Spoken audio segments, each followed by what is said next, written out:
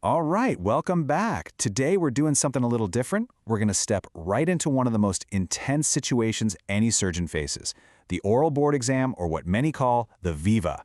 We're going to simulate a full clinical station on breast cancer, breaking down every critical decision point you need to know to prove you're a safe and competent consultant. Good morning, candidate. Please have a seat.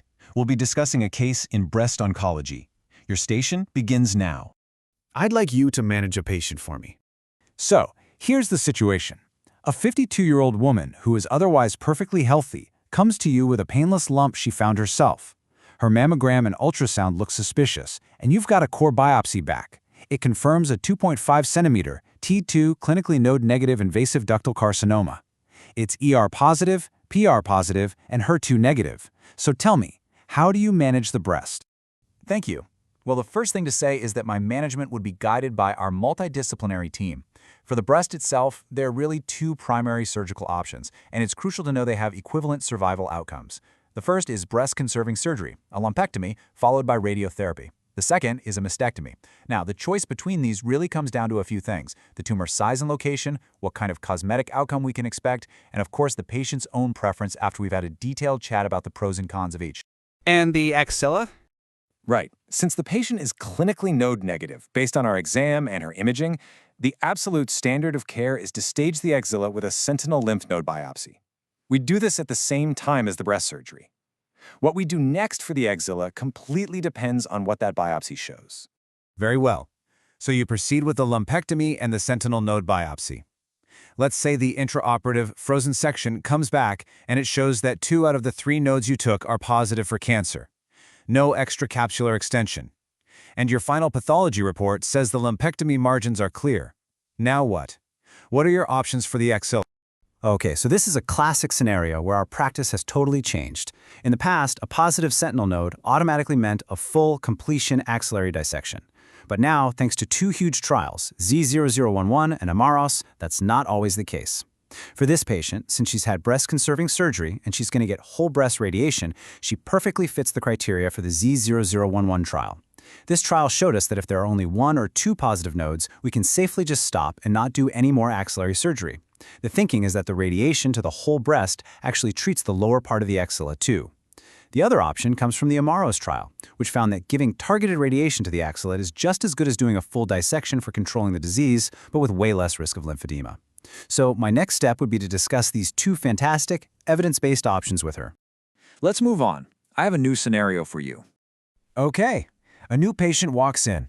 This time she has a large 6-centimeter tumor that feels fixed to her chest wall. You can see skin changes over it, and you can feel matted lymph nodes in her axilla. This is a clinical T4B N2 cancer. How does your initial approach change for this kind of locally advanced disease? Right. This is a completely different ballgame, and it requires a total shift in our strategy. The key here is that surgery is not the first step. Not at all. First, we have to do a full metastatic workup, a CT of the chest, abdomen, and pelvis, plus a bone scan to make sure the cancer hasn't spread.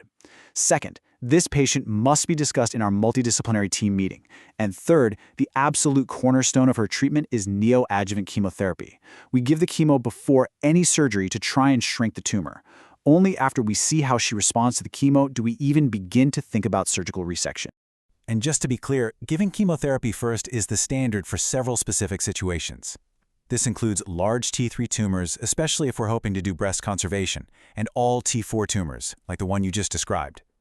We also do it for advanced nodal disease, so N2 or N3, and for the more aggressive biological subtypes, like HER2 positive or triple negative cancers. And for inflammatory breast cancer, it's the only way to go. Good.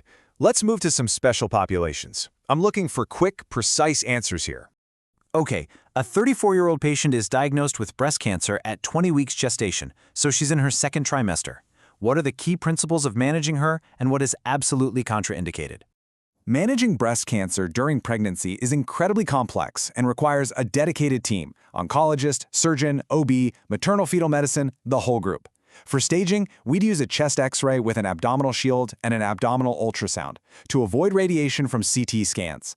The absolute no-goes during pregnancy are radiotherapy, the blue dye we sometimes use for sentinel node biopsies, though the radioactive tracer is okay, and anti-HER2 therapy.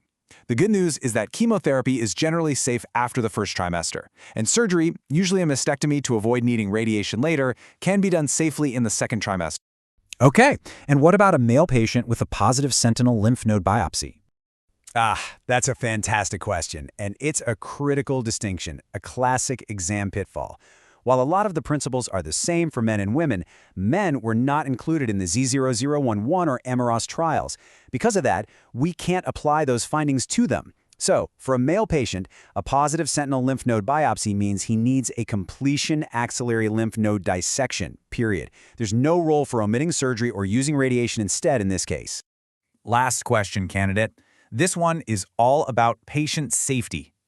Yes, of course. There are several absolute contraindications to breast-conserving surgery, situations where a mastectomy is really the only safe option. These include any patient who can't or won't get radiotherapy, like a woman in her first or second trimester of pregnancy. Others are inflammatory breast cancer, diffuse suspicious microcalcifications that we just can't clear with a good cosmetic result, and multicentric disease, meaning tumors in different quadrants. And finally, if we've tried to re-excise margins and they are still persistently positive, we'd have to proceed with a mastectomy. Excellent. To finish up, please summarize for me the 5 most important takeaway points from our discussion. Certainly. I think the whole discussion really boils down to 5 essential points for safe and effective breast cancer management.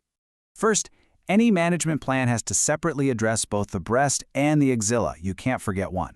Second, if you have a positive sentinel node, you absolutely must know the specific criteria for Z0011 and Amaros to avoid unnecessary dissections.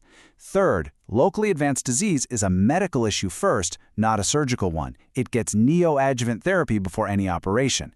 Fourth, always remember the critical exceptions for special groups like pregnant and male patients. And fifth, for patient safety, you have to have the absolute contraindications to breast-conserving surgery memorized. That kind of structured approach demonstrates safe and competent practice. You have answered well. And just like that, we've successfully navigated a pretty complex consultant-level exam station. You can see how breaking down each problem into its core parts, the breast, the axa, and the bigger systemic picture, and then applying the evidence from these key trials allows you to build a framework for safe care. And that's something that goes way beyond just passing an exam. Thanks for joining us.